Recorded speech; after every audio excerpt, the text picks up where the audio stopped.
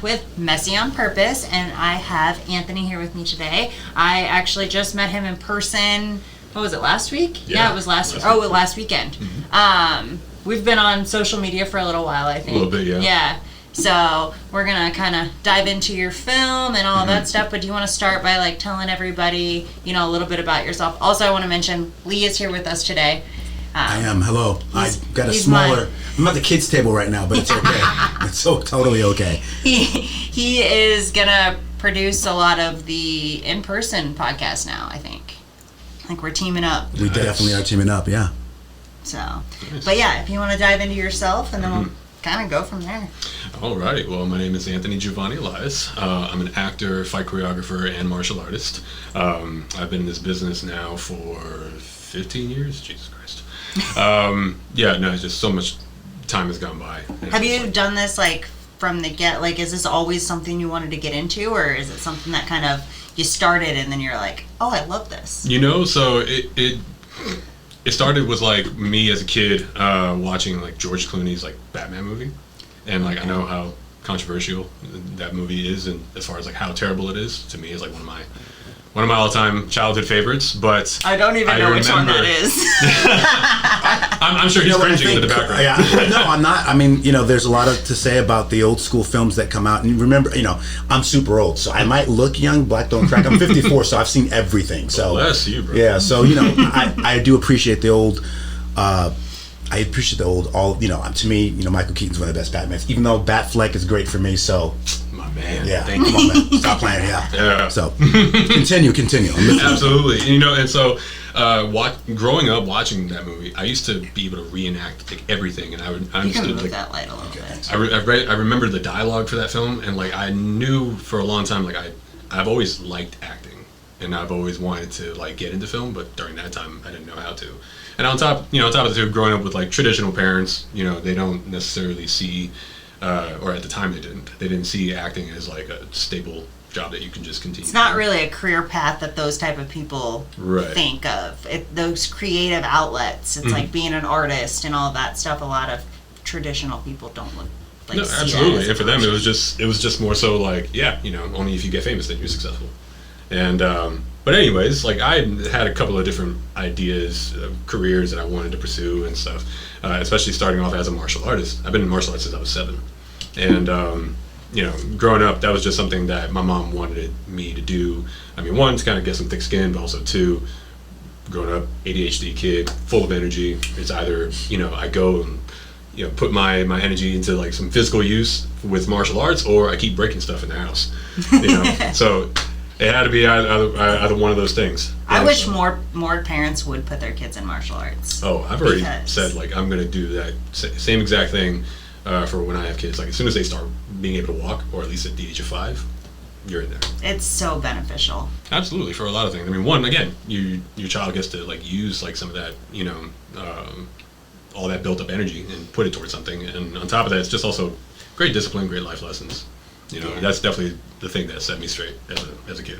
And it helps you like kind of manage your reactions to things too, right? Too. Because it builds up that almost like that patience. And emotional maturity. Yes. And I think a lot of people struggle with that as they're like in, you know, adolescence and stuff, and that kind of helps you like kind of adjust differently. Absolutely. And you know, and so going back to like all these different career ideas, like at first I wanted to be like an MMA fighter and stuff, and then I did that for a little bit. I had a very short, you know, amateur career, and but then at the time I thought about also wanting to do film, and then like funny enough, the fight promoter at the time, he was just like, well, you can only pick one, and you already broke your nose twice, and so you know you either got to go ahead and just give up looking pretty, you know, and be in the fight game, or you can keep looking pretty and do the movie game. And it's just like, you got a point. It's like, yeah, if you're going to do the movie game, you got to look pretty. I mean, not necessarily, right? I mean, there not are necessarily. Parts for everyone. Yeah, that's true. And you know, I don't exactly see myself as, I don't know, whatever heartthrob you can think of like nowadays or even back then, you know, but just, again, for me, I just want to be able to like do all the cool things I like to do, but like for camera, you know? And, yeah, no, funny enough, before I even really got into acting, because then there was also the idea, like, I was going to join the military. And I did everything. Took like PT tests, like ASVAB and stuff like that. And all I had left to do was like swear in. And at the last second, I bailed out. I was like, I couldn't do it. And this was like after conversations talking with my older brother, which he himself was a former Marine. And at the time, just joining the military was something that my parents wanted me to do, just because they knew it would be good for me and stuff, and like, financial stability, and top of that, get to travel and see the world and do all these great things. It's like things. You didn't have enough discipline as a kid, though. You know what? Like, I don't blame my parents, because I was a little shit freaking as a kid. Like, very middle child syndrome. I'm the third oldest in my family, and I caused a lot of like pranks and like not even good ones, just annoying ones. Just chaos. And yeah, so for sure they kept me pretty disciplined throughout my life, and I guess they wanted to stick with it. And so the irony about that whole story is I ended up pulling out. My parents were pissed, and they were like, why did you do that? And I explained to them like it's not really what I want to do. I have a passion for acting. And of course they rolled their eyes at first, like, oh Jesus Christ, okay, and then they just eventually caved, and they said, look, we're gonna give you a deal. You need to be spending your time working towards this. Go to castings, do auditions. Like, definitely don't want you just sitting around like waiting to go ahead and do this. Like, go after it. If you're gonna go after it, go after it. We're gonna give you a year, to be, I guess, consistent with it, or to see where it goes. And kid you not, they're like, all right, cool, shake hands on it. And if I didn't make it in a year, I'm shipping out. I'm going back there. I was like, all right, fine. Sounds like a crazy deal to make with your kid, but I understood why they did. And 3 months later, I end up getting cast in my very own first, not only as lead actor, but also as a fight choreographer for the project. And like, I gathered a group of friends, to be able to practice like stunt work and stuff like that, and practice fight choreography. And essentially, I ended up getting sought after by this filmmaker at the time. He was looking to do a documentary on stunt work. And funny enough, he wanted to do a film on an established stunt team, but then like somewhere along the lines, I still don't even remember when, he ended up changing his mind, and he wanted to do one on me and my crew at the time. And he wanted to know what it was like. How does one get into it? Mm-hmm. I guess he wanted to look at it from a different perspective. And so at the time, I was trying to film like my own like project, and I failed horribly. And it ended up being a bunch of great like demo reel footage for everybody, but that was like also where I learned like what it takes to make a movie, even a short film, and it's just like being a director, being a producer, being the actor, being the fight choreographer, being the sound design, or like all that stuff. You end up wearing too many hats. And but like I said, it was definitely a lesson learned, but people got to see the journey behind that. And we were doing interviews and stuff, and I met another filmmaker, and his name is Andrew Dean. I'll never forget this guy. And he ended up approaching me, and he wanted to do a film that's, here's the kicker, based on the military. And my character is, I'm playing as someone who suffers from PTSD. It was a film that, it also brings awareness to the veterans who have fought, for our country and stuff like that. And, sometimes they come back messed up. And not sometimes, a lot of the time. They do. Really. They do. If anything, most of the time. Yeah. So it was an honor to be a part of that project and be able to tell like that story too. But that ended up being the first project that I ever got to like really like acting. I got cast and everything. First lead role, first role ever really. And yeah, it was amazing. And so my parents saw the film, and I looked at them like, see guys, life finds a way. And they were like, yeah, no, that's not what we meant, but great job, Anthony. So that was what you had to do in order to not go into the military. Pretty much, yeah. And like I said, it's like, it was mainly, like I said, because like it was just something that my parents wanted me to do. It's not what I wanted to do. And I knew that I wouldn't have been happy, so I wanted to go ahead and pursue my passion, with no regrets. And here I am 15 years later. So where are you at with like your career? Now, I mean, so far I started my career back in Florida actually, and that's where most of my career like consisted of. And I've only been in Vegas for like 2 years, and I ended up, before moving here, I ended up becoming part of a project It was called The Wrecker, and I got to go ahead and work with like Tyrese Gibson, Danny Trejo, Harvey Keitel, and Nico Foster, who's the lead of the movie. I love that guy, and it was awesome. And that's where I kind of discovered, like, okay, there's like a lot of opportunity here in Nevada. Like I knew LA was always popular, but then like I came down to Nevada, worked on that movie, and next thing you know, it was like, okay, I think I'm gonna move in this side of town, because you started hearing like how things are building here, and ever since then, it's been awesome. I've definitely gotten to meet like so many people, working on several projects, and just now, like I would say like within the past like 5 weeks. I mean, I've been here 2 years now, and I've been working on stuff here and there, but like now things are like picking up, and I think that's just overall just how Nevada, or I should say Vegas, have been building up lately.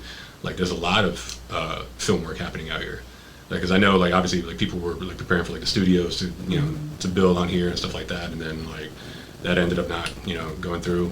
Is that like, the Mark Wahlberg one or whatever? No, that's one of them. But that's Warner Brothers trying to come here and and so they voted no twice on those situations. And by the way, I want to ask you a question. What so what are you studying? What have you studied and stuff like that? You mean like in martial arts? Martial arts. Oh, so I've dabbled on a few things. So Muay Thai, Capoeira, Taekwondo, Judo, Kali. I'm also currently studying Ninjutsu, and I mean, for me, I'm just overall like fight nerd. Like whatever I can learn, like I want to learn, and especially if I find it useful for me and like what I do, because I'm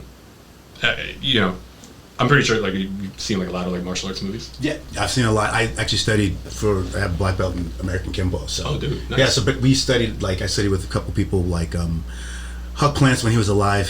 He's Filipino, so I did some stick fighting, so Scream and Kali as well. Okay. So, and I was with a bunch of Filipinos when I was in college, so it was really nice. So. Dude, that's awesome. Yeah. And like for me, I've always wanted to go and like build my own style, and I think I have like now over the years. A little bit like Bruce Lee, a little bit like. I definitely want to mix it up a little bit, but like it's funny because like everyone also has like like the Michael Jai Whites, the Jet Lis, the Jackie Chans, like those guys have a particular style. Like when you see them, you know what it is that you're about to get, and for me, I kind of wanted to create something like that, but also mix it in a little bit, with like several things, and so for me. Just like you said, like Bruce Lee, like I like to go ahead and take what is useful and then like toss out what is useless, and try to incorporate that. But also too, like going into like the whole fight choreography aspect of it, because I've choreographed a lot of my own fights, for the most part, for almost everything that I've been in, and my biggest thing is that I also want to be able to like know like these different art forms and stuff like that, and how I can apply them to like these other projects. Because sometimes too you don't always even get to use martial arts for like certain projects. Sometimes you're just brawling and stuff like that, which is still even awesome to me too, because even as a choreographer, I'm here to tell a story. And I know that there are some people that they just like put together moves just to put in like cool moves, and it's like sometimes it doesn't always make sense. It doesn't a lot, I think, and I think when I look at really great films, I think that Jason Bourne, the second one, which was used a lot of close quarter combat stuff. It was just they're in there, There's, I mean, Craig McCoy, my instructor, but Ed Parker used to always say, I'll meet you 2 a.m. in a phone booth, and that's what it was like, and that's the type of like you're talking about, like building up this world, right, and energy. In different spaces, because a lot of stuff's not going to work. Those long kicks with Taekwondo and stuff like that. So when you're fighting choreographer, when you enter space, and it's always for me being a filmmaker and a director, or a shooter, I'm like, we're shooting in here. Like, yeah, I want to shoot in here. I'm like, I gotta be. I want to take you off the wall. I mean, so there's all these things that you had to create, and I really like that what you're talking about. No, absolutely, and it's funny because even when growing up and you're studying martial arts, like we build even like in the dojo, we build a lot of scenarios, just like what you were just describing.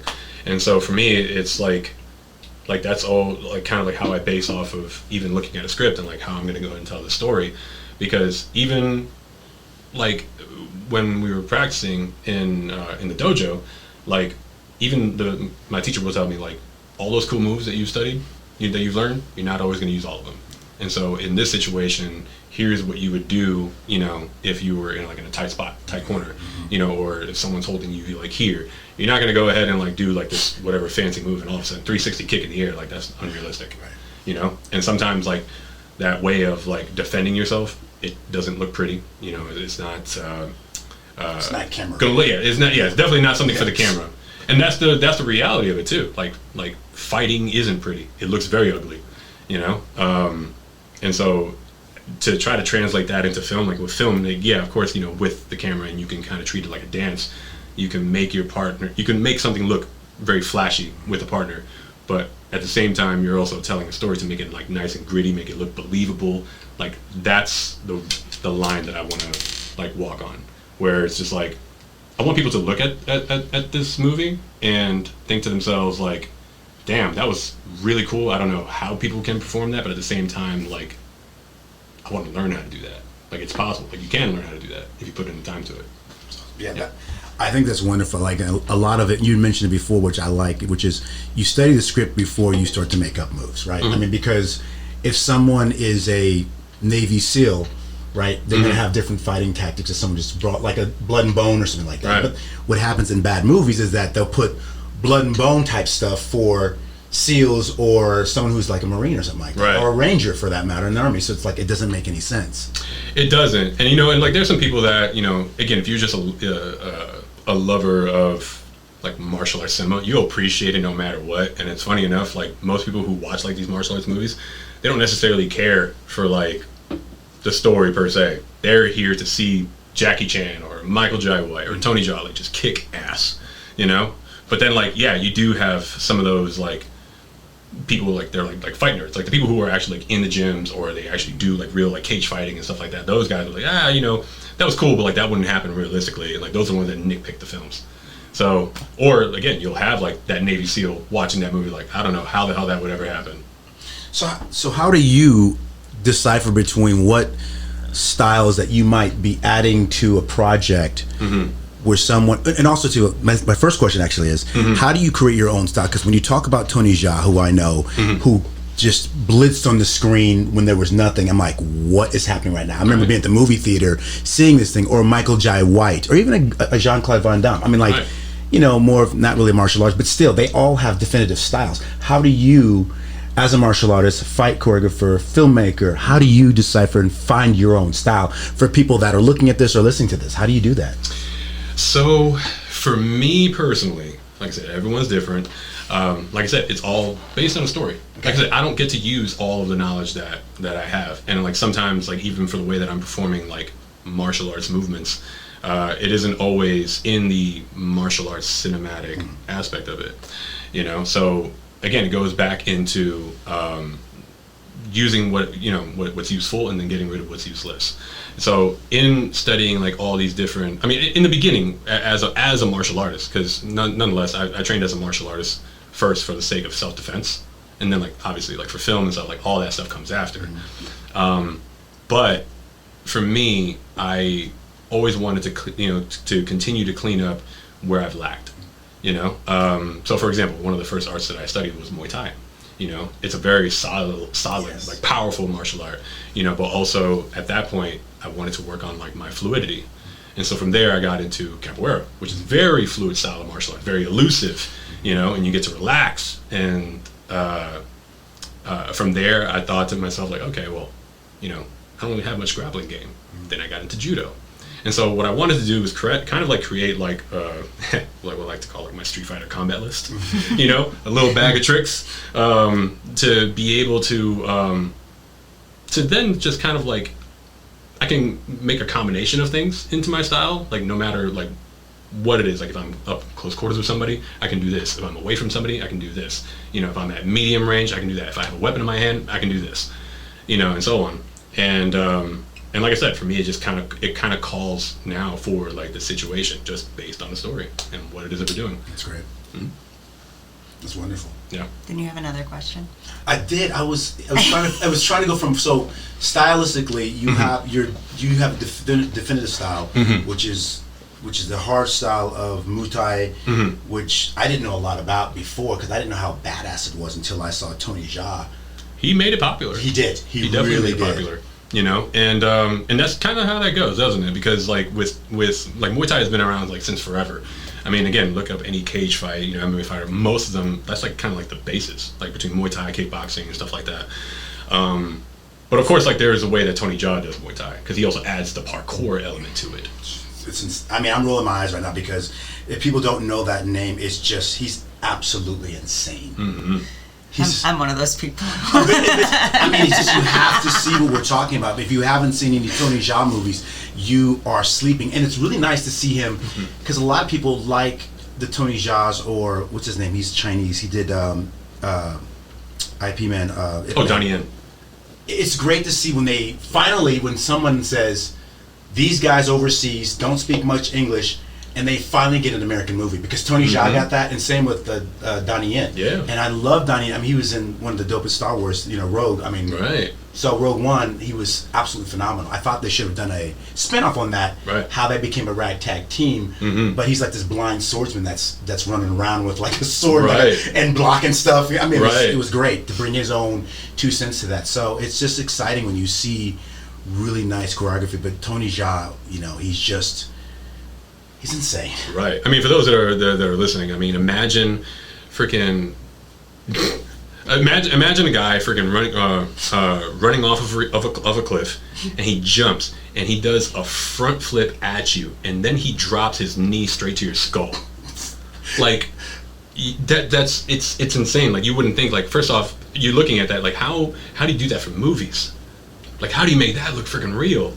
And then again, shouts out to the stunt team for that, because those are the guys that, if you look at Tony Jaa's movies, or even like a lot of like Asian like cinematic movies, it's different how they do fight choreography over there versus how we do in America. We're kind of like implementing, the Asian like style of doing things, but like in Asia, for the most part, they're making like full contact, on like some of these bumps and hits and stuff like that within reason, but yeah, it definitely takes a lot of like conditioning, and like that's another thing though too, because even training with my mentor, funny enough, we're talking about Tony Jaa, and my mentor, his name is Maurice Crump, and if you've seen The Protector 2, I have.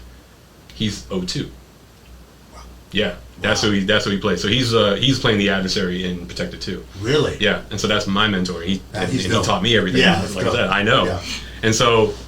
He was telling me for those stunt performers and even for him too, the choreographer who puts together who had put together Tony Jaa's movies, like rest in peace now, his name is Pana Ritchikrai. Oh. Yeah, and he was very much like someone, like if you were to work with him and his team, like you had to be a martial artist first, which was interesting because you had to train in the art of Muay Thai, or even he'll also take like whatever art that and he'll implement that in like the choreography, but also too like conditioning was like a big thing, working out was a big thing, dieting was a big thing. Like you have to be conditioned to do these things. Wow. And so like even like taking like impacts and stuff like that. I mean, you see it in like when we train in martial arts, like now, like some people like they throw like the medicine ball like at your abs and stuff while you're doing crunches. Like you're training and conditioning, which you're also training for like that guy who's about to roundhouse kick you and across your torso. And you're supposed to like take that and then knock him out after that.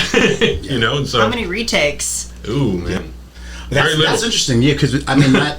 I saw a movie called Haywire with Gina Carano, who's I think is based Love in. that movie. Me too, because it's super raw, it's super in the moment, and whoever choreographed it felt real. Yeah, and she's a good martial artist too as well. You're absolutely great. I was saying she's also like again for being a real martial artist, like she's absolutely great in performing on screen. That's different too. You could be a great martial artist, but not necessarily a great on-screen martial artist. Right. That's what you've been talking about. Yeah, and on top of that, I was gonna say like, man, if I had a nickel for every time I've come across that, because like it's so hard to sometimes, because even in this business, even as a choreographer, you end up working with like people who can do martial arts really well, but they've never fought for the screen before, and then you have people who, they never even thrown a punch before, and then next thing you know, you have to like turn them into this badass for the movie.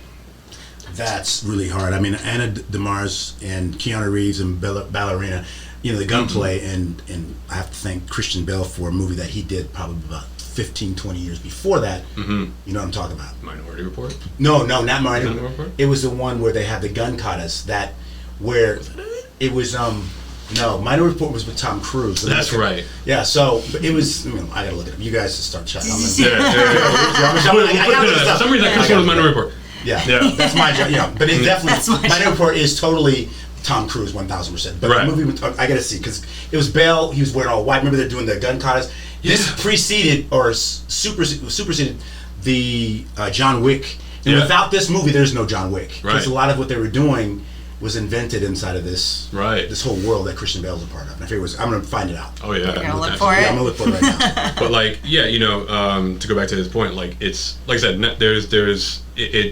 you have to then take someone who, like I said, if they're like a real martial artist and they never fought for film before, you kind of have to now teach them how to fight incorrectly. Which when you're fighting for the camera, you're always fighting incorrectly because like, you know, there's certain punches and like certain kicks or blows that you wouldn't necessarily move that way because like now you're moving to not hurt the other person, and now you're also moving to cheat the camera and make it look real. So yeah, to go ahead and like break all those things down too, it's definitely it's a lot harder than just knowing the skills. Like you have to be able to fake the skills too. Absolutely. Absolutely, yeah, absolutely. It's like really great, you know, movies where someone's playing Bob Dylan. It's like if they don't learn actual chords, even though you can try to fake it, but if you don't know how to make a G, like a G or C or whatever, and you're moving your fingers on the guitar and you're strumming it wrong, but it's not a big deal. People are like, he's not really playing, you know. That's but you can definitely call it out. Yeah. Equilibrium. So by the way, Equilibrium. So that's dope. what it was. So dope. Like without that movie and that was 2002. So without that film, there is there is a John Wick Equilibrium, you know, but this was the first before the Equilibrium with Denzel Washington. Because you can't copyright titles, right. So are you thinking about the Equalizer? That's what I'm sorry. Yeah. So it's not the same time, but yeah, you can't copyright titles anyway. Except for like Star Wars, you can because it's whatever. It's like a popular franchise. But just in general, but yeah, Equilibrium. Yeah, it was a great movie, 2002. Right, and I was gonna say to even to for example, like doing like a hook, you know, sometimes for the camera, depending on how you shoot it. It doesn't always like register like right away as like a quick hook or like either across face or someone has to like duck it and stuff. But to make it look, I don't know, for lack of a better word, I guess broader to the audience that like, oh yeah, it was that it was a haymaker. Like most people wouldn't throw how they have us do it on film sometimes. The arm is like stretched out. And then we have to go ahead and clear the camera. The camera, because it's behind her. That's nothing too. You guys have to be in a lot of like gym spaces and dojos to take out a real quick cell phone or whatever or something just to kind of work on the choreography while you're doing it because you've got to see what it looks like before you actually get to set. Right, absolutely. And and sometimes I was gonna say like to do like certain movements like that, like you wouldn't throw like a punch like with your arm like wide out like this. I mean, there's also a lot of reasons like where people can catch it and like do something else or whatever. But anyways, but like because you're not only like you're not only performing for the people who are just going to enjoy this movie, but you're also going to perform for the average audience that they're not even sure if they're into action films. You know what I'm saying? But they're going to watch it and they're going to find it cool. And what registers as a punch to them also registers different to someone who's like a professional at this. Mm-hmm. Like I can go ahead and do a normal hook.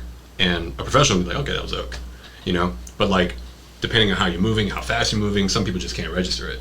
I don't even watch the action parts. And see, and funny enough, like that's those are the people that really we are performing for.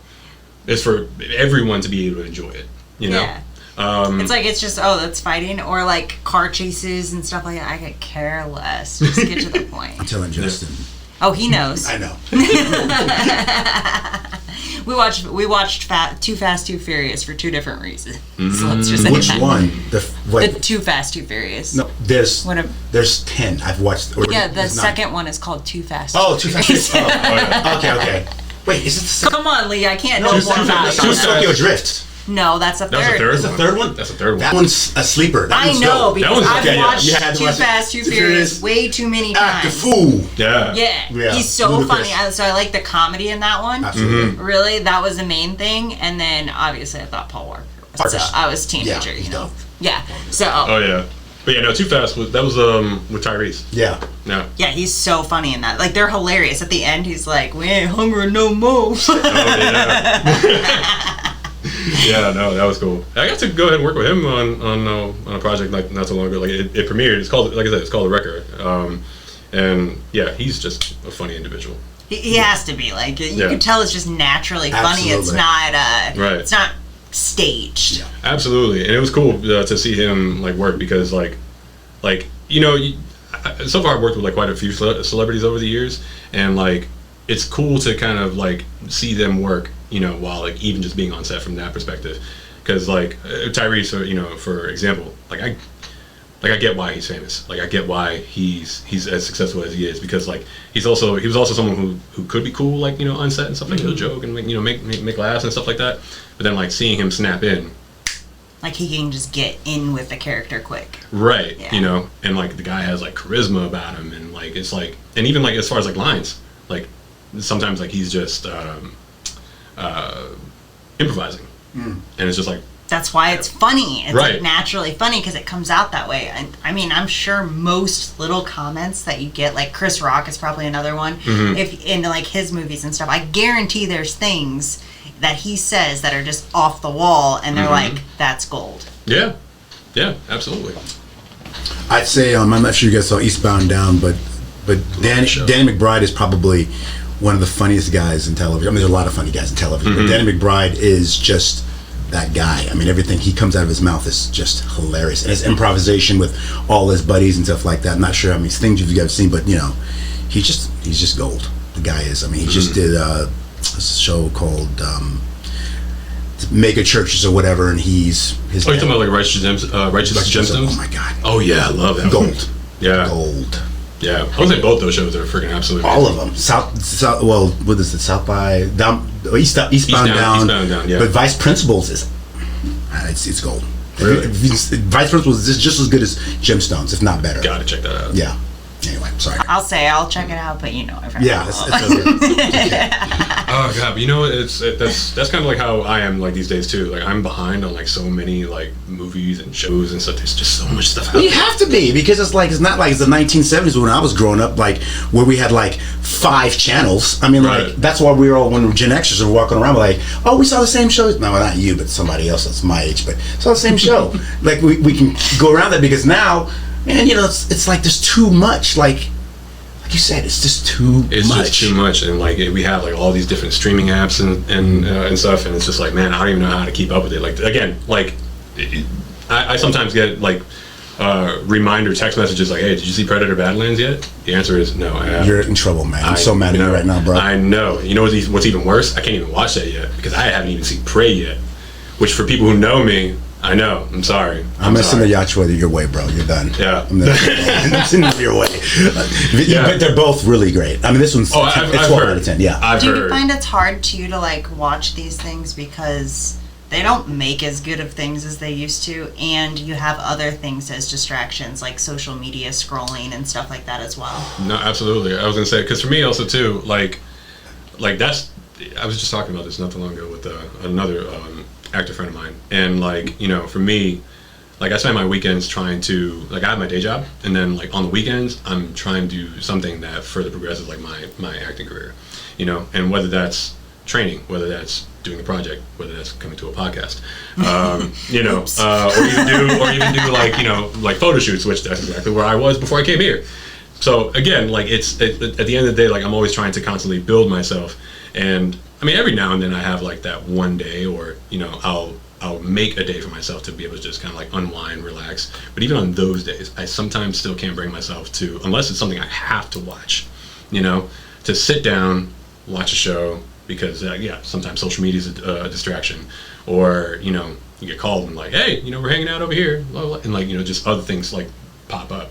I work with the TV on, like it'll be on, but I don't, you know what I mean? So No, like you're not absolutely. really in tune with it, and that's the same as like people who turn the TV on to watch something and then they're scrolling on their phone. It's Right. the same thing. It's just a different distraction. I feel like it's relaxing kind of to do that sometimes. So you just, I mean, it's Oh, to weird. scroll? I don't even know the last time I scrolled. Yeah, you scroll like you're watching TV a little bit. So it's just kind of, there's so much distractions these days. So And I can multitask pretty well. Like I can go ahead and do that, but then like like I know that there are some people. I have a friend of mine who like he'll scroll on his phone and like he'll watch this thing that he's never seen before, but he's trying to watch it, and like how can you watch that and then do that, and like you're trying to pay attention to the story.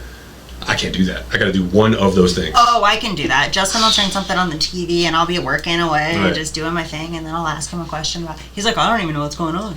Yeah, see, I was like, oh, well, this, and this happened, and he's like, how did you know that? Right, and it's like it's one thing is like if you're doing that with a rerun, but it's like no, this is a fresh show. He's seen me do that with just she like can do walking. It. I don't know how. Yeah, like we're walking, we're still talking, and I'm like going through and finding stuff on my phone and sending it to him at the same time. I stopped talking because I don't know. She's actually taking in information on the phone, and I'm talking like. She said, what I say is, I'll stop talking until you're done. She said, no, keep going. You said this, this, and this, and this. I'm like, yeah, how did you know that? Keep going. I'm like, I can do two things. I'm like, I cannot do that. That's a good gift. That's how my brain works. Totally. It works. Mm-hmm. I get a lot done. Yeah, no, that's a gift. So I'm too ADD for that. See, my ADHD is the reason I can do that. So going back to kind of the films and stuff, and like not being able to watch everything that's new, and like some of the stuff just kind of sucks. What did you guys think of the Happy Gilmore? I have not seen it. Don't watch it. It's horrible. I mean, I wouldn't. Okay, so. I mean, I grew up on the original. That's freaking great. That one's amazing. Okay, you can't. Yeah, it's like the problem is that. Look, you're gonna come all defensive towards it. No, not at all. I'm on your side. Like it pains me to say this. Like we waited this many years for something like that, and it was just a letdown. And obviously, you know, the sensibilities of people getting canceled these days. There's a lot of crap. I mean, let's look at Waterboy. Someone's like, "You're retarded," or what? I mean, you can't say these things. Oh, but it's such gold. I know it is. And that's one of the reasons why it wasn't as good. And I'm not I mean, I love him, but it wasn't good. She's right. I mean, it was terrible. It was terrible. So what? Kind of dissected it last night. We were talking about it while we were at Popstroke, and so what it was they brought in all of these like different celebrities and stuff, and like it was almost like these little pop-ups right throughout the entire film, and then they turned around and they used the build-up to this horrible film to sell things like Subway. So it was all like publicity stunts. I thought Eminem was pretty funny in that, by the way. You thought who? Eminem. No, I thought that was really stupid, and that was completely pointless. That was probably better than everything was pointless in the movie. But the entire movie was but pointless. But I'm saying like that was it was a good bit. I mean, like there's a lot of little bits of the kids and stuff like that. I thought the kids the sons were cool, but it lacked a lot. And I thought that if we had to wait this long to see this movie, why did someone not do a rewrite? And I mean, he's a genius. I mean, you know, Billy Madison, all the stuff he's done. You know, he kind of sucks now. Like, I'm not trying to be mean Adam Sandler at all. I think Hubie Halloween was out of control. That one was still good, but like a lot of his stuff sucks because he now is this dad character. He's not like he's not a cool, funny character anymore, or a random funny character. He's just dad, and that can be played by anybody. It absolutely can. I mean, I was gonna say, like, especially like when it comes to like dad jokes, and it's like anybody can go and make dad jokes. I can make dad jokes. Yeah. I'm not even a dude. Yeah, but again, I think also too, it goes back to what you were saying. Like now we're also in a different time where, like the humor and like even like certain words that we use, like we're constantly policed. Think, though, that if you pushed it a little bit, because I think society wants you to. I think social media does this extremist with all these people and that stuff because you can blow these things up and highlight it and you know, go after it. But like if somebody were to actually push it, how many people would actually love it? I think we're going to see. Yeah. I mean, because he's 98 years old. Mel Brooks is going to be doing part 2 to the original Star Wars that he did. May the Swords be with you. So that was. Oh, that's right. Yeah. So he's 98. I've never seen Star Wars. Well, that's Star Wars, but this is the. It's Spaceballs. Spaceballs. Oh, they're making another one of those? I've never even seen that before either. I just remember the characters. We're going to talk about weird stuff that's happening. Remember on the box, that picture? That's what I know. The box? Oh, you're that's right. For like you're a young. VCR or I saw the movie VCR, theater. yeah. I'm sorry. VCR. So, but yeah. Good times. But yeah, I mean, they get, you know, like the Blockbuster night and stuff like that. But, you know, there's a joke in there. It's really funny. You got white guys who are combing. He's like, I want to comb the sands. And the white guys have a normal comb. And then they've got a black group who are on blacks like, what you guys find? We ain't found you know, right. And they're using a pick, like an actual Afro pick. But they're doing things like that. That's funny to me. Do you think they're actually going to produce that? They said they're supposed to be in production. Really? Apparently, I think they're in the middle of it, or I Yeah. think I might have seen someone that they actually just wrapped. Yeah, I mean, I hope so. I hope so, because we got to bring comedy back. No, absolutely. That I'll say. I mean, you know what it is. I don't know. This might be controversial, but screw it. I'm all about it, as you can tell. I've Right. probably pissed off 10 people. Probably. But you know, it's funny. In entertainment, whether it's music, honestly, in any kind of art, it is a very, liberal business. And, whatever. I don't lean one way or the other. Right. I kind of like keep politics like out of the conversation for the most part. But in regards to the business, it's a very liberal business. And so in that sense, that's just kind of like where we are, like in society nowadays, where you have to, the business is trying to satisfy everybody. And at the end of the day, you're never going to. Like, one person is going to get pissed off about something. Why do we have to be all one way? Why does it all have to be one thing? Why can't it be multiple different things to cater to every person? Cancel culture. Yeah, that's BS. That's really BS what it is. Yeah. This cancel culture crap. Yeah. Because they took my comedy away, and that was the only movies I liked watching. Right, and I'm pretty sure Happy Gilmore. Again, I'm almost intrigued to like watch it myself just to see how bad it is that you guys are talking about. You kind of got to, yeah. You kind of got to. And on top of that, I don't know. For me, I'm just the type of like, look, if there's a sequel to something, I gotta see it just to finish the story. It's terrible just going in, but Right, but also too, like that also kind of sucks because like, man, if that movie, if that's what was going on, like behind the scenes and stuff like that, if people were censored of what jokes they can say and what not to say or anything like that, or even certain words, then at that point for me it was just like, then don't even make a sequel. Yeah, it's not worth it. But I also do know why the industry is like trying to make sequels to like these old movies or even remakes of these old movies is for nostalgia bait. They're also trying to either one, bring back the old audiences, or or two, they're trying to reintroduce to the younger audiences of like, hey, this classic thing back then, we're gonna remake it, or here's a sequel to it now. And usually when they make a sequel, people go back and watch the original, so that they can go ahead and like understand the new one. Yeah. But no, it just doesn't. It'll just never hit the same, especially with the older crowd who saw the originals. Do you know why I would never get further into acting? It's not because it's not fun. It's kind of fun, right? But I was on a Netflix set as like a background person or whatever. I don't know. Anyway, they pissed me off on the way they do things because they're super liberal and they played the whole mask game, right? And they were like, well, if you're outside, you don't have to wear it, but if you're inside, you have to wear it. And this is when you didn't even have to wear a mask here. This was just California's crap. They brought here. So I ended up getting into it with a little dude that wanted to try to tell me what to do. That was probably like 13. I don't know how old he was. He was probably 17 or something. But anyways, he was just like a young dude. And he like, not, there was hundreds of people, right? And there was more than half not wearing a mask, and he targeted me for some reason, and it just straight pissed me off. And then the girl calls and she's like, we just really need you to follow protocol, blah blah blah, for some reason he has it out for you. And I was like, this is really stupid, and I'm fine with going home. Right. I ended up finishing out without a mask, but still. Right. So that was when I knew Hollywood, no thanks. Yeah, no, it definitely has changed over the years. It definitely has. I mean, who knows? Just like what we were saying earlier, like one, definitely like it needs to come back, especially like comedy and stuff like that, and just honestly just the freedom to create your own story, tell it however you want to, and again, just knowing that like you're not going to be able to please everybody, and that's absolutely okay. Do you think like all these big companies, this Hollywood circle that we are so used to, is kind of fading a little bit because we have like P. Diddy, that's it. It's, I don't know, I just mushed it together. But anyway, P. Diddy, whatever, he's in jail. But you got like all these people getting in trouble for things, or things are coming out and coming to light, and like Hollywood's kind of crashing and burning in a sense. Do you think that's going to open up opportunity for people to start new versions of Hollywood? So then we have more independent creators creating things that people actually want.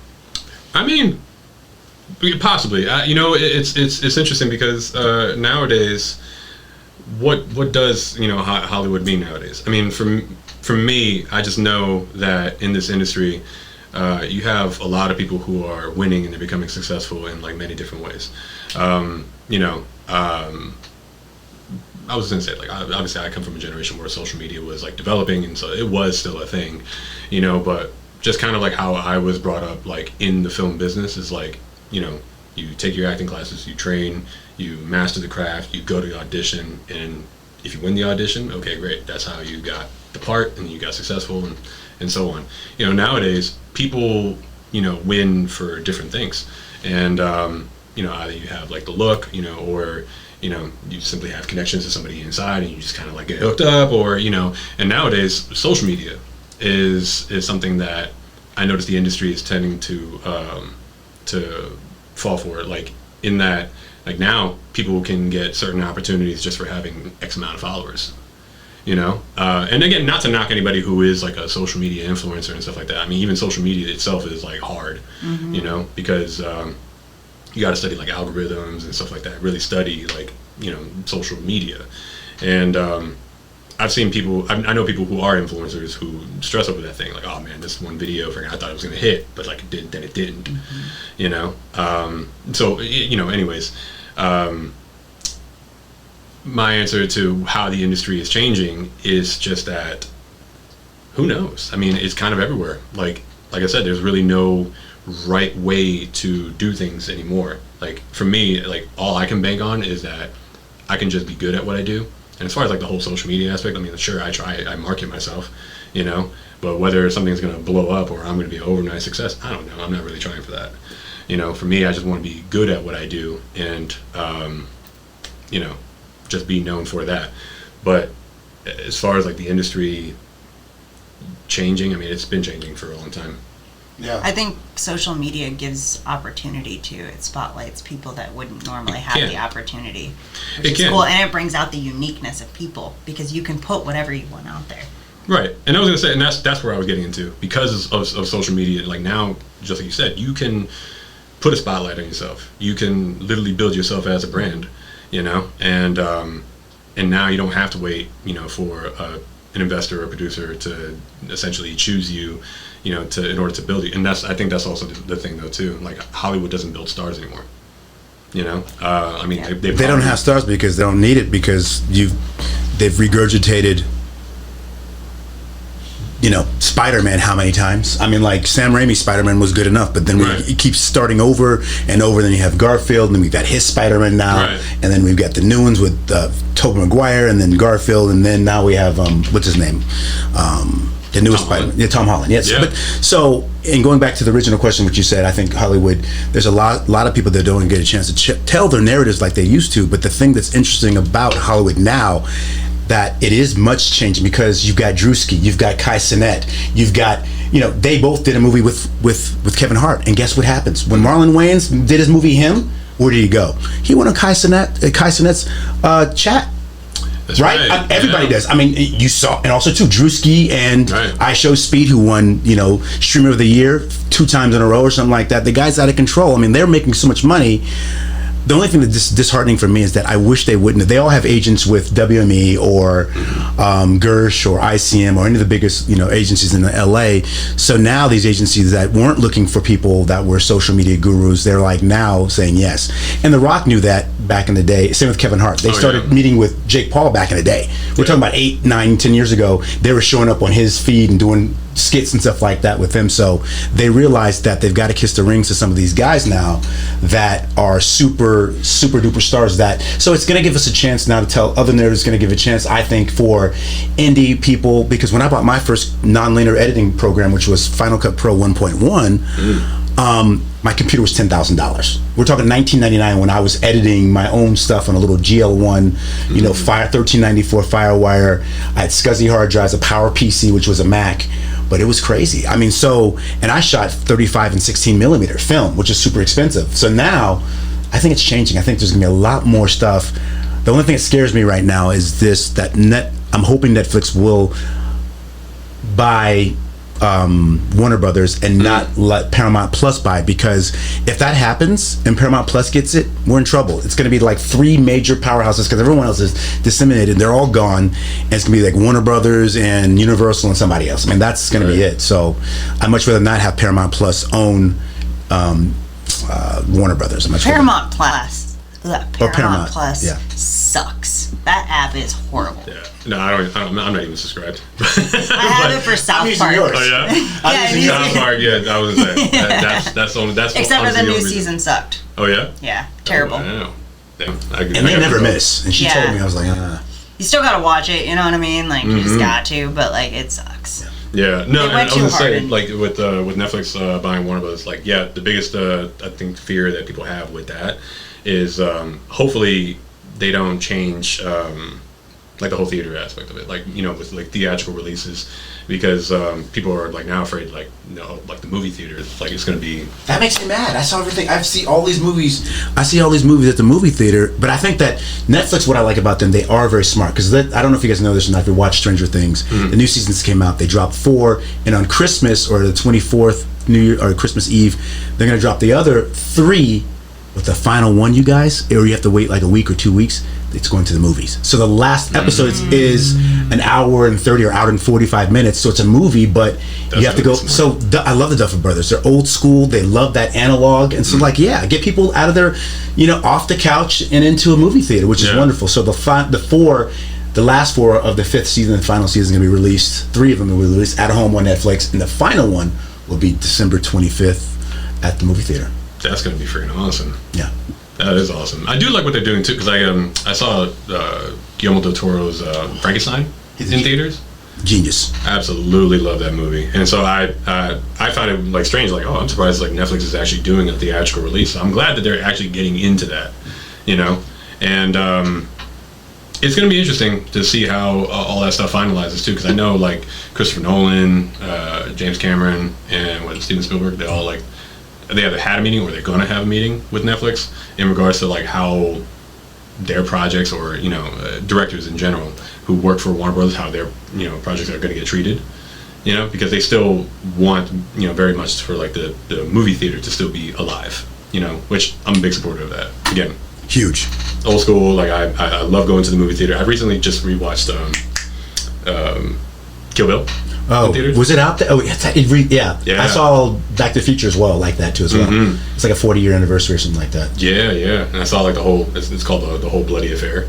And like to me, I'll say it's a 4-hour flick, but man, that's like the correct way to watch that film. Going forward. Yeah. Just Wow. it's all like pretty much like two movies in one. There is an intermission in between, but also too they had like added scenes in the film. So like even things that you haven't seen in like the original Kill Bills volumes 1 and 2. Like now there's new stuff. Wow. So it's awesome. And there's like a lost chapter, which I don't want to spoil what that is. People who've already seen it, they already know what that is. Still fun to watch. Okay. Yeah. But it's like after the credits there's like a lost chapter. Really? But I've been waiting for the next volume, if he ever does it, which is, Maya Hawke, which is Uma Thurman's daughter. She's on Stranger Things. I don't know if you know that. So it's Ethan Hawke and Uma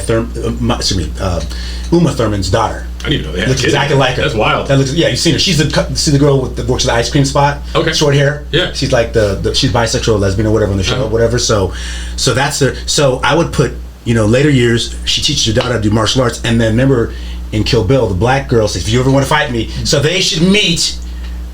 That would be if I had a chance to direct something. I'm like, please, Tarantino, you write it. Let me direct this, man. Yeah. Let me direct this. I mean, I probably want to write, but I don't know why he's not done it. It's screaming right now to me. Isn't he about to do like his 9th film, or he has one film left? Yeah, one film left. I don't know what. Yeah, I don't know if it's 9th or whatever, but he's making only one more film. Man, if that's gonna be the last film, that should be it. Like it should be Kill Bill. I don't think it's even on his radar. But for me, I've been thinking about it. I'm like, and I've also been thinking about I would love to direct and write with Luc Besson and say, hey, if I get your blessing, can I do Professional 2 with Natalie Portman now? Leon's in trouble. She's been training and she's got to train now, and she's like, it's like a ballerina. Like she comes in and saves Leon's butt this time. Right. As just the badass. I'm like, that would be cool. Can we please do that? That would be cool. I mean, hey, let's see how much money this Kill Bill makes in theaters and see if that sparks like any interest. Like, hey man, Volume 3, people are asking for it. We've been asking for it. Let's go. Yeah. Sorry, I get on tangent. Went on a tangent. Yeah. I knew him coming. Yeah. You guys would just start going. Movie guy. Okay, I'll talk your ear off. Yeah. That's awesome. It's like you guys are gonna be friends after this. That's a fact. Yeah. Absolutely. Absolutely. Oh, where else do you want to take it? Anywhere else? Wait, I got a question for you. This is a good question. Like a final lot. We got 5 minutes or whatever. But whatever we got. It's her choice. She's a boss. But what? I was in a movie, an HBO film. I was, some drug dealer, or whatever, and it was like it's called Grand Avenue, and it's pretty dope. But I talked, and how it works in industry. It's really hard. I went up to this guy because I had some martial arts experience, stuff like that. Wasn't a black belt at the time or whatever. And I talked to this black dude who was on the set. And I said, hey, man, how do you get into it? And so there's this thing that happens with black people on sets. All of my, whatever I've ever gotten from anybody, help with anything, has been non-person, has been my color. Because it's like this crab in a bucket. So I said, hey, man, how do you, it's cool you get these guns and you're doing stunts and stuff like that. He's like, yeah, man, it takes a long time. He wasn't nice. He didn't say, so... You're nice.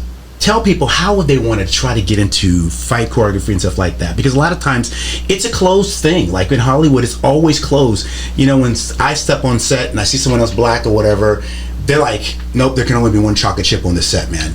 And there's so it was him and a bunch of Jewish dudes walking around, which is fine, but he's like, I'm the guy, and I was nobody. I was just like a little extra, my Screen Actors Guild card, so, but he didn't want to give me any information. I'm like, all right, man. Yeah, you'd be surprised how you come across a lot of people in this business that they're just, very secretive with their information. And like, part of me gets it, because I guess, nobody wants to go ahead and spill like their own secrets of how they won, But like, I don't know, I have this philosophy about competition. And for me, there's absolutely no such thing. Only because, like, at the end of the day, if you and I were up for a role, like, we are two very different people. We have different backgrounds. Like, people, it's like goes back to what I'm talking about. People win for different reasons. I could have all the skills in the world, for what this character that they have, like, for what it requires, But they'll go ahead and pick him because maybe he has better acting chops than I do. And they're willing to invest, like, for them, it's like, but the character is supposed to be like a great fighter and stuff like that. Doesn't matter. Doesn't matter. If you have better acting chops, like, you're gonna get picked, even though like your character says like one line, but like they want that fucking line to sell. So, and at that point, like, that is what it is. I just think that at the end of the day, like I said, we all come from different backgrounds and we all train differently. And as far as like telling like all the secrets, like, I have no problem like telling somebody like what I've done and how to get into the business. So for me, to answer your question, to get into like fight choreography and to get into like stunts, I always say, start off with martial arts first. Learn how to, not only defend yourself, but also learn what it means to throw a punch, and learn what it means to throw a kick, and really master like the techniques of it, and also learn how to control your body. Because that's really the biggest thing about fight choreography and doing stunt work, is learning how to control your body, making things look real, and of course translating those techniques to the camera. And then from there, learn the camera, learn how to move for it. Because again, also too, learning how to kick, at a kicking bag is very different than kicking at the camera. Or even kicking a person to make that look real. Or not kick the camera. Right, don't kick the camera. Don't kick the camera. That's like 80 grand out of your check. But do you know from experience? No, I'm just kidding. Right? Oh, okay. Yeah, no, I would say definitely go ahead and train. And on top of that too, it goes back to like the quote I was saying earlier, I think before cameras roll or after, where, nowadays we have our phones. Record yourself, keep practicing, go ahead and find some like-minded people who, want to also do what you do, or even if they just simply support you and they want to see you win. Go out there and do it, and, post it, put it out there, to the world, because it's all cringe until it works, And that was the quote that I was saying earlier, like, it's all cringe till it works. You'll feel weird about it, like posting, but then like until someone says like, hey, that thing you were doing, it was absolutely great. We could actually use you for it. at that point, it's like, damn, I was embarrassed to freaking post that. Next thing you know, I got a job. See, that's interesting you say that, because Felicia's been helping with that. I don't, been kind of new in the photography field a little bit and taking photos and stuff like that. And I just said, you know what, I'm put the photos that we shot the other day, and I've been putting up photos that I've been working on. And I said, finally said, hey, if you want some shots like this, pay me what you think it's worth for an hour of your time, an hour of my time. It's like, I want people to feel they're, like you said before, adding with dovetailing what you said also too, non sequitur, which is, it all works until it doesn't work until it to make it feels cringe until it works. It's kind of like self-sabotaging that I do to myself a lot. So I'm like, I do something and I have a short film that I haven't released yet, but I'm like, I need to get it. I mean, it's done, but I'm just unable to just get myself to get over the hump to push it out to the film festivals, because you don't know until you know. You never know. Yeah, no, absolutely. I mean, and that's just kind of what it is. Like, sometimes you kind of have to like get outside of your own comfort zone, or just get outside of your own thoughts, because we are all our own worst critics. Like, there are things that I have done, like, on film and stuff like that, or even just projects that I've done that me personally I don't even talk about. I don't even like it, but like I put it out because like, look, it's a thing that I did. Here you go. And you'd be surprised. Like, sometimes I get praise for like that thing that I hate. I get praise for. And I'm just like, that's freaking wild. Like, that's the freaking thing that's making me successful right now. That's so wild. Yeah, it really is. So I would say, train hard, keep studying, master the craft, ask all the questions. Even if that person responds to you, in that kind of way that as you've experienced, again, cool, ask somebody else. Yeah, that's the thing. You can't be discouraged by one person telling you, hey, this, or not telling you anything. You just got to continue. That's all I did. I mean, I was more inquisitive.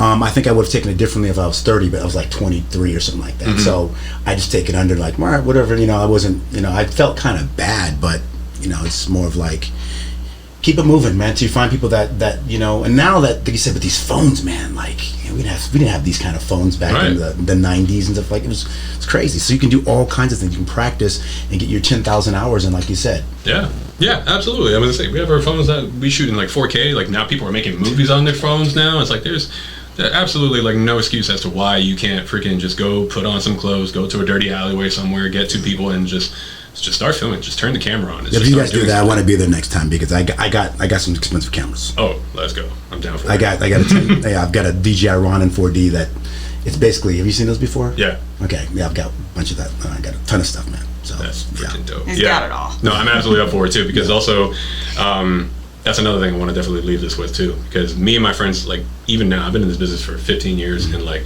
every now and then I get a cool break, here and there, but like when I'm not working on set, when I'm not doing those things, again, I spend my weekends trying to build myself, trying to further myself, and sometimes, that's having to, and it's the very thing that literally led me to where I am today, what got me started in this business, is that you should be training, you should be practicing, or again, create your own content. Don't wait for anybody to give you the opportunity. You have to go ahead and create, and create the image that you want people to see you as. Because funny enough, recently I just did a vertical film challenge, and it's for the Optics Film Festival. I saw that. Yes, yeah. And so I have a buddy of mine. Her name is Yuvia, and she's the writer and director for this. She's really short, right, or something like that. Yeah, she's one of my friends. I just met her. Oh yeah. Absolutely. You guys know all the same people. Yeah. No, it's like yeah, exactly. Yeah, no, she's really nice. She's an absolute, talented individual, and she's a writer. I didn't know what she wrote. She definitely wrote this project. Really? She writes. She definitely writes. Okay, good. She's kind of like a jack of all trades, like type of actress. She sings, she writes, she produces, all that stuff, and she always wanted to do like a badass role. Like, she says she's very inspired by like people like Michelle Rodriguez and stuff. And she always wanted to like look cool and like be a badass chick, and like for her it's tough for people to see her that way, because the funny thing is that she trains her ass off. She actually studies like Muay Thai and stuff, and she also did Kung Fu, and like she really knows how to do this shit. And so it's hard for people to take her seriously, because she posts like her training and doing the thing, and again, still a thing to do, but like, because she's short, and it's hard for people to like, I guess, kind of take that seriously, and like, okay, how is this short little girl supposed to be like super badass and take on like these 6 foot freaking guys?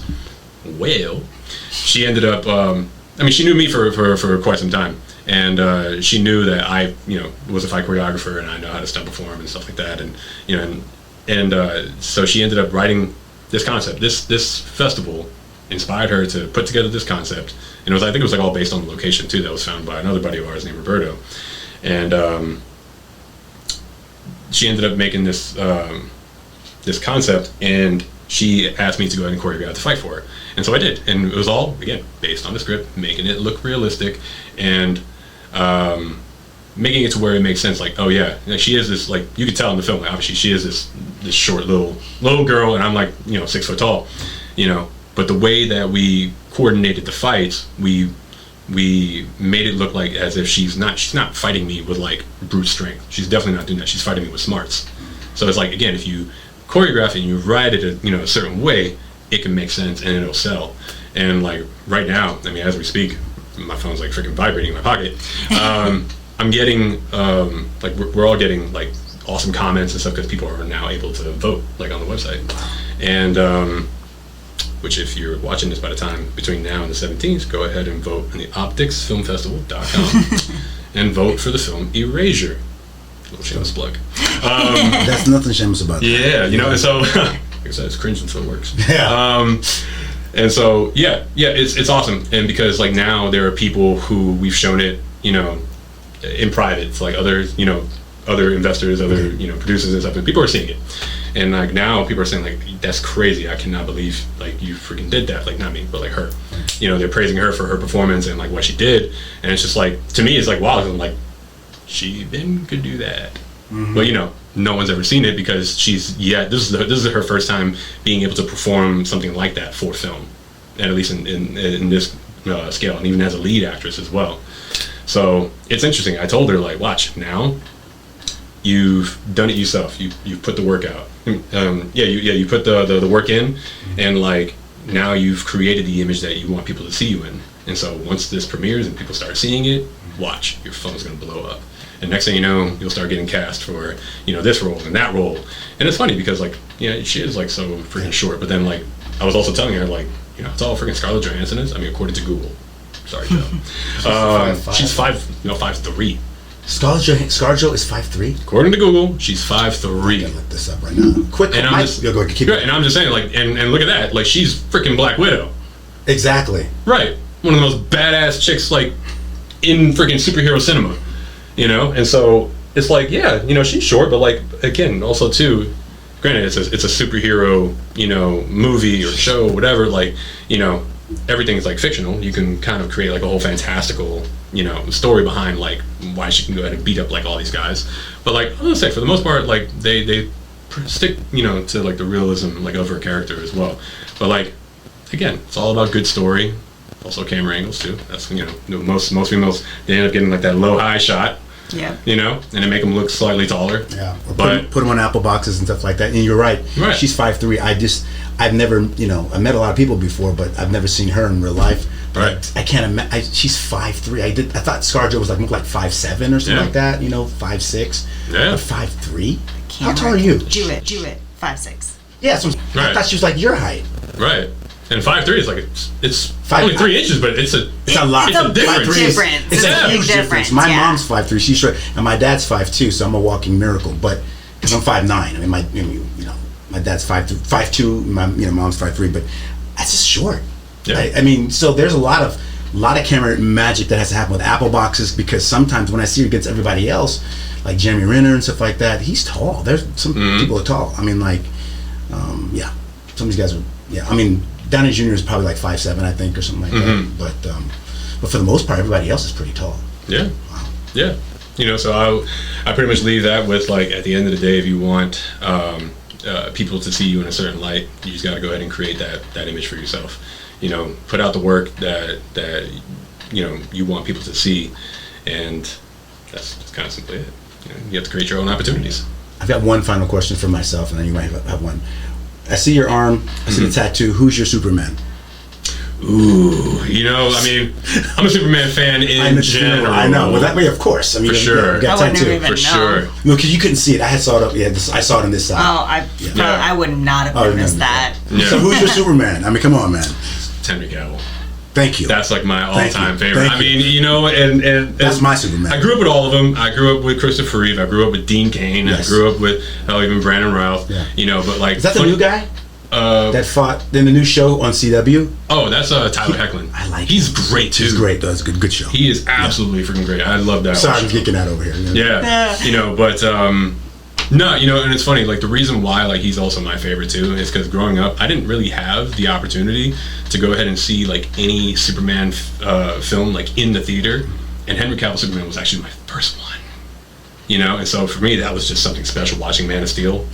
Me too, just, man. We might get it. That's what if Netflix gets it. Snyderverse is back, bro. I pray so, man. I'm afraid too. That. I mean, don't get me wrong. I like what Gunn's doing. I like what he has going on and stuff like that. But I mean, for me, I've just always been a Snyderverse fan. I like that direction that they were going. I mean, I just thought, Justice League was ridiculous. I mean, you have to watch it like that. You cannot watch the 2-hour version. You've got to watch the 3. Never again. Never again. It's the 4-hour version. It's incredible. Always, yeah. Absolutely. So yeah, you know, I would love to see at least that universe finished. I want. I'm not asking for a lot. We are asking for a lot. I mean, sure. Man, come on, we're asking for a lot. I just want Man of Steel 2. Yes. I want the Ben Affleck's Batman movie, his solo movie. Batfleck's my boy, bro. That's like my favorite Batman. That's my favorite Batman. Dark Knight Returns is like my favorite rendition of Batman of all time, and that dude played exactly that. That's what I'm saying. I mean, the only reason I'm not gonna go against Bale, but it's not Bale that's the guy. I mean, Bale is great, guys, but I need to tell you something right now. It is Christopher Nolan.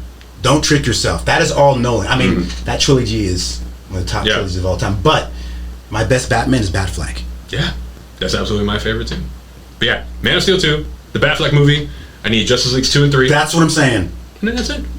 That's all. Just watching you guys bro out. I'm just saying. That's all I'm saying. We need one more. We need The Rock.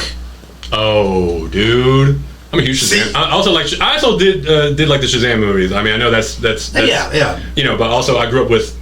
Again, I'm an OG. Yeah. I knew him as Captain Marvel. Yeah. So for me, like, yeah, I would love to see that team up with Superman and Shazam take on freaking Black Adam, bro.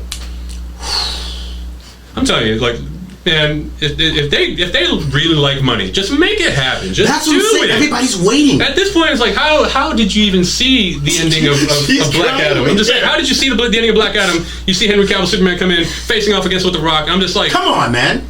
That's all I'm in right now are like yes, throwing things right now because you don't understand, Felicia. I don't. That's why it's like so just in the cars right now, right? Or sports ball, like everybody's all like yelling at the TV. That's what I feel like you guys are doing right now.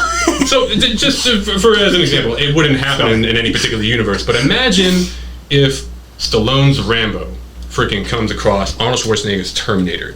And you're about to see them freaking battle it out, and like that's just the cliffhanger of the fucking movie. That's Would you the not best want to see ever. that sequel? That is the best ever. Listen, would you not want to freaking pay money to see that and happen? never have it happen? Right. Schwarzenegger at the time and at their peak. I mean, it's cool that we get to freaking play Mortal Kombat 11 now, and you get to have like that's true. You know, you get to do that. Okay, you get to kind of see what it looks like, but it's just like, man, that should be a movie. I don't know why. I don't know how you would write that together, but it would still be cool. People will go freaking pay for it. I'm ready. Yeah. That's why I would like to have Netflix because they love Schneider. They do, and they're gonna allow that to happen. Yeah. Gunn is done. I mean, like to me, I don't know. I love Millie Alcock. You know, she's now the new Supergirl, and the trailer just dropped. Yeah. And it's Volume 4, Guardians of the Galaxy. Did you see that? Yeah. It looks. I'm not gonna lie. His last one, James Gunn. I don't like James Gunn, but the last. I'm sorry, I'm so throwing out right now. The last Guardian of the Galaxy I was in tears, bro. Mm-hmm. It was good. He did a good job. I've never cried for a CGI animal in my entire life. I'm serious, I was. And I was crying for the other little ones too as well. They was trying to save. Right, they had a bunny. They had an otter. And the little guy that had like the little, he was like, he could, remember they had all the, I don't know, it was like these, Felicia was cute. That's all I gotta say. It's cute. It was adorable. It was adorable, and I was crying. It was the last one, man. But this, I don't know. People are like, I don't like it. I'm like, you know, James Gunn, he can do that. If he does it if he pulls off the Supergirl, because it's in a whole nother world, this looks different. Yeah. And the cinematography is different than the one with what's his name? Dave Coursewet. Yeah. And I didn't mind him. Yeah. He was good. He was a good Superman. I just think like it's not his fault. Yeah. The writing was. Go ahead, man. Yeah, no, that was simply it was definitely a huge different direction. I would say it's overcorrection from what criticisms Man of Steel or even the Snyderverse really had, and that's just really it. I think that movie is just it's an answer to the Snyderverse. One more question. Last. Sorry. Yeah, right. Last question. I will say real quick. Go ahead. And I will say that Supergirl definitely looks very like Guardians of the Galaxy like ish, and I understand why because I'm a comic book nerd and I know what comic. She has a sword, bro. She has a sword, and like I will say what makes me excited about that movie. I mean, like Superman fan in general, so I'm gonna watch it despite how I ever feel about it. Superman, but also too like I'm very excited for Jason Momoa's Lobo. Like I loved him as Aquaman, but man, he was born to play that role. So I'm. Beyond, and he's new acting. How he's been acting in his last movie from not Fury because that was Thor, but he did that. This is one of the Fast and Furious. He was incredible. Yeah, he played a really flamboyant villain. Yeah, dope. Yeah, I'm really looking forward to his Lobo. I honestly watched Fast X because of him. Right? Yeah. Never even heard of it. you stopped at 2. That's why. Sorry. We're gonna need to do another one of these podcasts from just so I can sit on the sidelines and like record my reaction to your guys' conversation. Right. Part of it. Yeah, some of it. Go ahead and look at the backlist. Yeah, I really think we're gonna have to do another one and watch you guys bro out. That'd be dope. I'm in for it. Dope. Yeah. Well, I think this was a really good podcast. Lee, I'm really glad you joined us because I think the conversation was even better just because you guys were able to bro out. So hell yeah, dude. He would have been name dropping and I would have been like, I don't know who that is. Or my big thing is I just keep, yeah. No, I love that too. And like I said, it's also nice to kind of, hear things from an outside perspective. Yeah, I mean, I thought of things a little differently than you guys did, I think. Which is great. No, it was really good, though. Really good conversation. I really enjoyed it, and listening to you guys bro out was just the bonus. No, it's awesome. I'm always down to bro out, so thank you for the opportunity. Thank you for having me on the show. Thank you for coming on, and we'll do another one. Absolutely. As long as you're willing to come to, the other side of town. I'll be there. All right, we'll do it. You got to come to the other side, too. He's even further in Henderson. Oh, yeah. He's on like Boulder Highway in Gibson. Yeah, basically, yeah. Okay. Yeah. Nice. I mean, as long as we don't do it like a time. Well, it doesn't matter. There's more anyway. I'm not gonna. We'll figure it out at a good time because he's coming from Henderson too, so we'll figure it out. Perfect. But yeah, until next time, guys. Bye.